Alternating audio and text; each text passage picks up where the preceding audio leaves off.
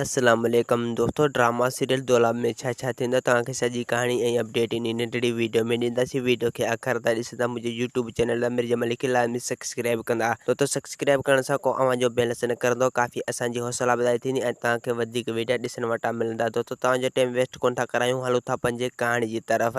दोस्तों रेज़न कवड़े खे चवंदो त तूं इहो सुठो नाहे कयो, तूं ढारे खे गॾु वठी अची हा, तूं उनखे अकेलो न छॾे अची हा, छो जो दुश्मन हींअर फिरंदा वतन था। अगरि ढारा दुश्मन जे रखो चढ़ी वियो त पोइ उनखे हू मारे छॾींदा। कौड़ चवंदो त असां उनजी घणी इंतज़ार कई त असां उनखे गॾु वठी अचूं, पर हाल हू असां ॾे न आयो, यानी हू गस मटाए वियो। ऐं ॿिए पासे दोस्तों मुराद जी घरवारा परेशान हूंदा त अलाह न करे मुराद खे अगरि कुझु थी पियो त पोइ असां जी न सघंदासीं, असांजो जीअण जो सहारो सिर्फ़ु मुराद आहे। ऐं ॿिए पासे दोस्तों सोडल मंसूर खे चवंदो त तूं असांजो दुश्मन असांजे हवाले कर।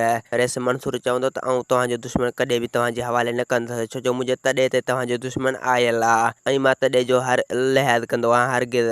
ॿिए पासे दोस्तों सोडल अली खान खे चवंदो त मूं तव्हांखे बार बार सम्झायो त इहो रेस असांजो सॼण न आहे, अगरि असांजो सॼण हुजे हा त सोट मुराद खे अॼु धोखे सां न माराए हा ऐं न ई उनजे मथां हमिलो करे हा। अली खान चवंदो सोडल खे त तुंहिंजी इहा ॻाल्हि सची आहे, हाणे रेस जे मथां का बि भरोसो नथो करे सघिजे। ऐं ॿिए पासे कमदार मोलू घणो परेशान थींदो। मोलू कमदार चवंदो त हाणे सोडल वारनि जो सॼो शक रेस जे मथां अची वियो। हाणे सोडल वारा इहो चवंदा त मुराद जे मथां हमिलो करण वारो इहो रेस आहे। दोस्तों असांखे ॾींदा हाणे इजाज़त, वरी तव्हां सां मिलंदासीं के नई ईंदड़ वीडियो में। जेसीं ताईं पंहिंजो ख़्यालु रखंदा। ख़ुदा हाफ़िज़।